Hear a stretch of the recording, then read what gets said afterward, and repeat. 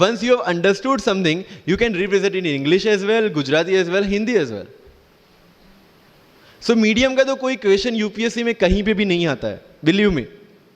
If you have understood the things well, you can represent in any language. And UPSC don't see your fluency and accuracy in the language. It sees your clarity and the way you express the thoughts. So never ever be confused about your medium of exam. Choose the medium जहाँ पे आपको लगता है कि आप अपना 100% दे सकते हैं. और अगर फिर भी confusion है, take a essay topic, write down one essay in Marathi or Hindi or whichever language you are confused with, and write the same topic in English.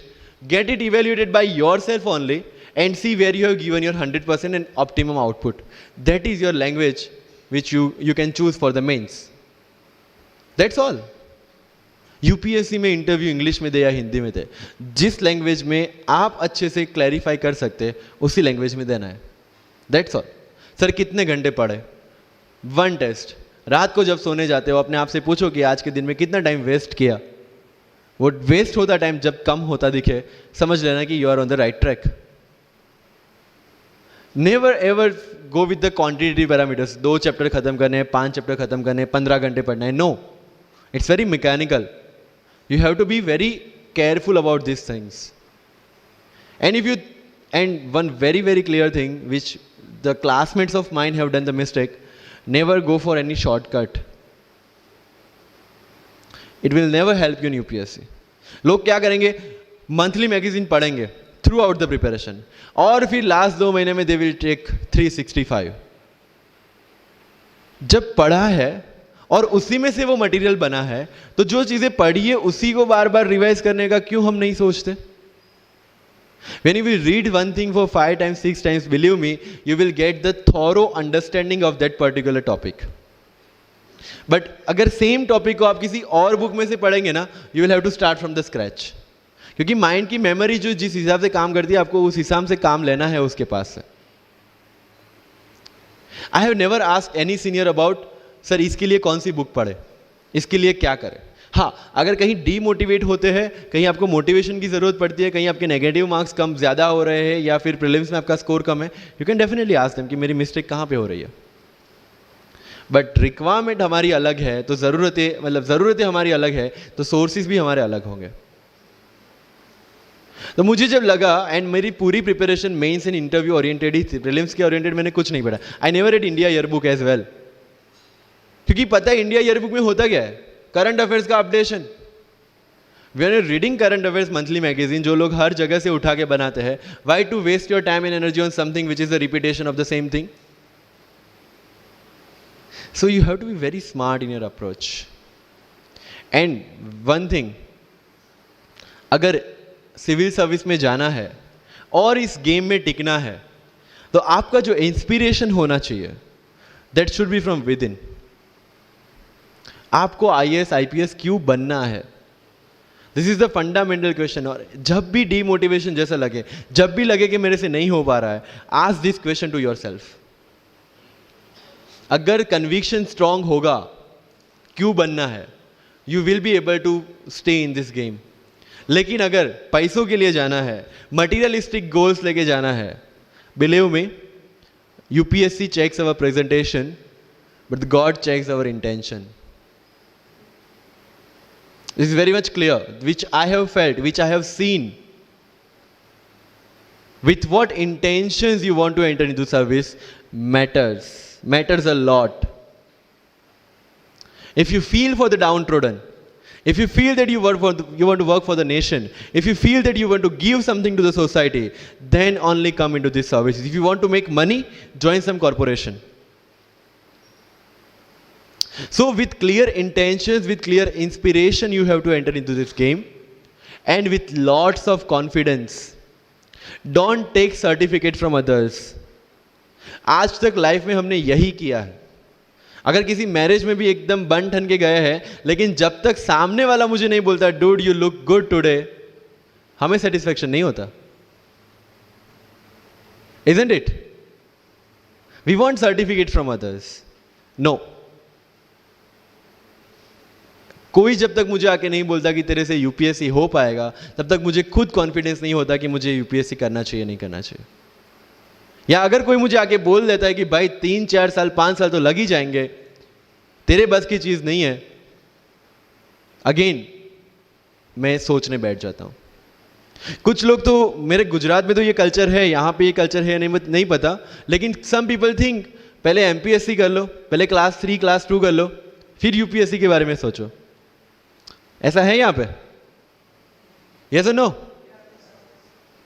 But you have to understand कि MPSC जो है, जो class 3 class 2 exams है, उसकी requirement UPSC की requirement से completely अलग है। अगर एमपीएससी ये पूछता है कि स्टैच्यू ऑफ यूनिटी कहां बना है या किसने बनाया है, उसमें कितना केजी गोल्ड यूज हुआ है, या उसका आर्किटेक्ट कौन था, UPSC will ask statue of unity होना चाहिए या ना होना चाहिए। This people will ask you Panipat का फर्स्ट बैटल कहां पे हुआ था, सेकंड कहां पे हुआ था, थर्ड कहां पे हुआ था, कौन जीता था, कौन हारा था, कहां से आए थे। यूपीएससी विल आस्क यू सारे बैटल्स पानीपत में ही क्यों हुए थे। So UPSC is never about where, when and what. It's about how and why. So जो भी चीजें आप पढ़ रहे हैं, जितनी भी चीजें आपके आसपास आ रही है, ask the question why and ask the question how, without getting biased. One thing is very much needed for this service is your critical attitude toward everything, without getting influence from anyone and anything. You are not supposed to get influenced by any ideology. You are not supposed to get influenced by any one person. One thing is your guiding torch throughout this exam and throughout your life should be the Constitution of India and the philosophy of the Constitution of India. No party philosophy required. So अगर कोई चीज हो रही है, I have only one thing to do: check the merits, check the demerits, propose the solution. If there is a demonetization, what will be the advantage, what will be the disadvantage, what could have been done and what should be done. That's all. Being an IAS or IPS, you have to do the same.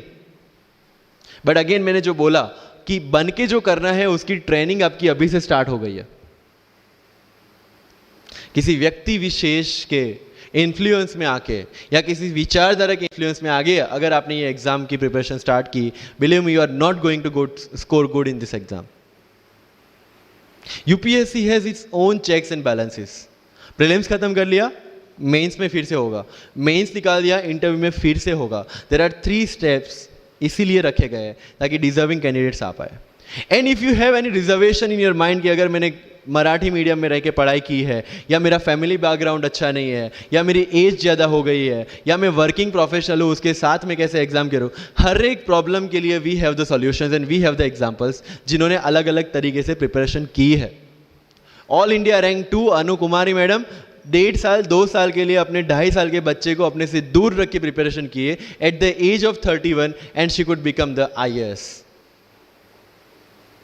या you can take the example of Ummul Kher कि जिसको 8वीं class में घर से निकाल दिया ये बोल के कि हमारे घर में बच्चियाँ 8वीं से ज़्यादा नहीं पढ़ती, और उसी झोपड़पट्टी में रह के उसने पढ़ाई की, बच्चों को ट्यूशन्स दिया, 3 दिन 4 साल पुरानी रोटियां खाई, और उसके बाद भी जवाहरलाल नेहरू यूनिवर्सिटी में से PhD करके फर्स्ट अटेम्प्ट में यूपीएससी में ऑल इंडिया रैंक 400 समथिंग लेके आज शी इज़ डूइंग IRTS की training.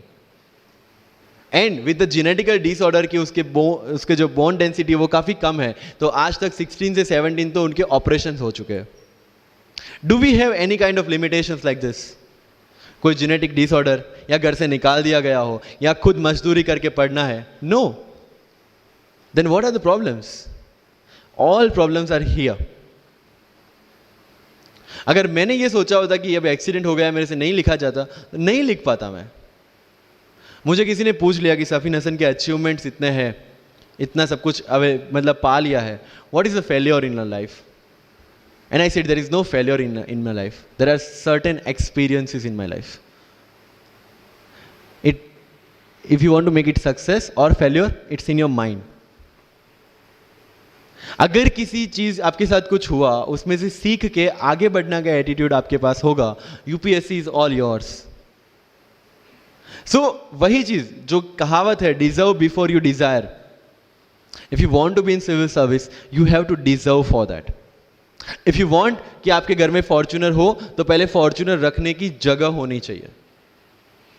In simple words, right? So if you want to be in civil services, you have to develop that mindset. मेरा अगर UPSC का interview आपको पढ़ना हो तो it's available on my Facebook, मेरा Facebook account पे थोड़ा स्क्रॉल करके अगर जाओगे, it's Safin Hasan, SAFIN HASAN, उसमें अगर आप नीचे जाओगे you will find the PDF जिसमें क्या क्वेश्चंस पूछे गए और उसके क्या आंसर मैंने दिए. Everything I have written down. I was asked about Islam, casteism in Islam, why it is still persistent in Islam, why there is a university called Aligarh Muslim University and another is Banaras Hindu University, what is the relevance of madrasa system, what is fatwa, everything from Islam. Not because they want to do something, some bias with me or something like that. They just want to check कि अगर इस इंसान को हम IAS या IPS के post पे बिठाते हैं, whether he will treat the person as a citizen of India or member of any one particular community. And that's how I could score 204 in UPSC interview. Because I could satisfy them. And this is not because I could score, this is the requirement of this job. अगर आपको लगता है कि being मुस्लिम आपके साथ कुछ distinguish behaviour किया जाता है, मुझे ये क्वेश्चन पूछा गया. मेरा एक इंटरव्यू है जिंदगी विथ रीचा में, जो अंसार भाई का काफ़ी वायरल हुआ था. Same Richa Anirudh also took my interview. She asked me this कि when you belong to Gujarat and when you are an IPS officer, कहीं ना कहीं दिमाग में 2002 आता है और उसके बाद आपको कहीं लगा कि बीइंग अ मुस्लिम आपके साथ कहीं पे कोई भेदभाव हुआ है या कोई डिस्क्रिमिनेशन हुआ है. And I simply said no, I never felt like that, because मेरे दिमाग में कहीं पे डिफरेंशिएशन या डिस्क्रिमिनेशन नहीं है. It's always here. If I treat people differently based on the religion और the caste, I will see how people behave with me from that angle only. But if I am treating everyone equally, if I have no bias in my mind, I will not see biasness or this kind of discrimination anywhere. If you want to enter into this service, this is the first and foremost requirement that you have the secular outlook, secular thinking, and thinking as per the Constitution of India. That's all. So जो मैं deserve before you desire की बात कर रहा हूँ वो यहीं से शुरू होती है. एक IPS और IAS बनने के बाद आपको जो चीज़ें करनी है वो आपको यहीं से इम्बाइब करना स्टार्ट करना पड़ेगा. You can not go to each and everyone and ask इसके लिए क्या करूँ, उसके लिए क्या करूँ. You have the internet, find your questions and find your answers by yourself. When you will become an IAS, tell me one thing, collector का charge मिला आपको, कोई क्वेश्चन आया, you will go to 10 people and ask इसमें क्या करना चाहिए. No, you have to take the decision and act on that. Being an IPS आपको कहीं पे मोब हैंडल करने जाना है, you can not ask your subordinates your constable, भाई इसमें क्या करूं. You have to take decision. That decision making starts from here.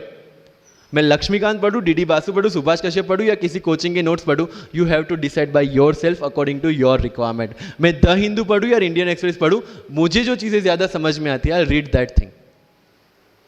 News तो सेम ही है,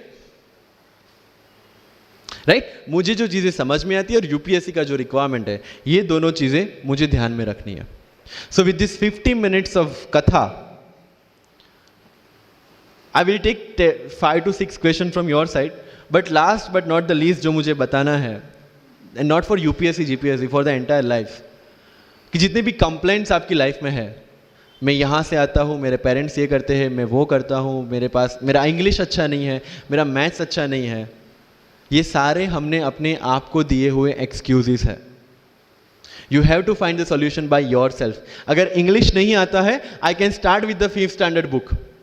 और 5th standard बुक से भी शुरुआत करने में अगर मुझे अपना ईगो बीच में आ रहा है, then I can not learn it at any stage of my life. Start with the 5th standard book. Start listening English, start speaking English. अगर बोलने में शर्म आती है, अपने मोहल्ले के किसी 3-4 बच्चों को जो 1st, 2nd standard में, उनको उठाओ और उनके साथ बातें करो. उनको वैसे भी समझ में नहीं आ और अपने को वैसे भी पता है अपन क्या बोल रहे हैं. Getting my point. तो अगर वहां पे भी अगर ईगो बीच में आ रहा है, start doing like this. Start speaking. मैं 11th-12th में था, मुझे पता था मेरा इंग्लिश कैसा है, फिर भी I used to speak English, क्योंकि मुझे पता है सामने वाले को तो वैसे भी समझ में नहीं आ रहा है. अगर किसी मूवी में इंग्लिश डायलॉग सुन लिया, पूरा दिन मेरे दिन मतलब जहां पे भी कोई भी बात करूंगा, मैं वहां पे वो डायलॉग घुसाऊंगा. This attitude should be there. अगर आज हिस्ट्री में से या एनसीईआरटी से 5 ऐसी चीजें आपने नहीं सीखी है, try to think upon that, try to ponder over that. ये मराठा साम्राज्य वाली जो नोट्स दी थी, try to make the summary out of it, कि कोई भी एडमिनिस्ट्रेशन को अगर टिकना है तो क्या क्या जरूरी है, किसी एम्पायर को अगर बनना है तो क्या क्या जरूरी है, कहां पे उन्होंने मिस्टेक की. They should have focused on the consolidation rather than expansion. They focused on the expansion rather than consolidation. And that is where they made the mistake. Till the time of Akbar, it was same. But later on, that consolidation comes into picture. UPSC में भी same है. Consolidate what you are read and then go for the expansion. अगर NCERT पढ़ी है तो उसको consolidate करोगे, इसमें से क्या निकला, then go for the Bipin Chandra advance books. Getting my point? So अगर आपको भी आपका यूपीएससी का एम्पायर मजबूत बनाना है, then go for the consolidation first and then go for the expansion. तो लाइफ में जो मैं कंप्लेनिंग एटीट्यूड की बात कर रहा था, वो कंप्लेनिंग एटीट्यूड आपको कहीं पे भी नहीं ले जाएगा. You have to put all your complaints aside, start preparation.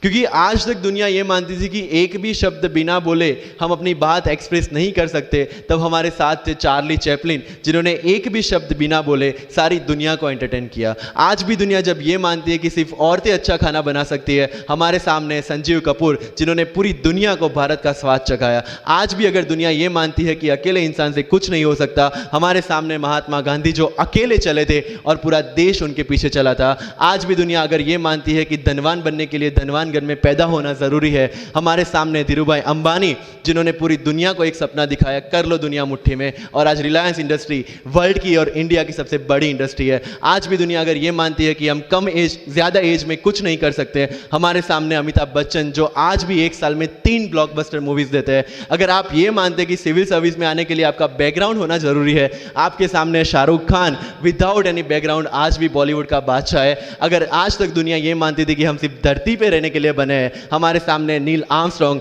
जो चंद्र पे जाके आए, आज तक हम ये जानते हैं कि हम क्या है, हम क्या बन सकते हैं, ये जानने का टाइम शुरू होता है अब. Thank you so much.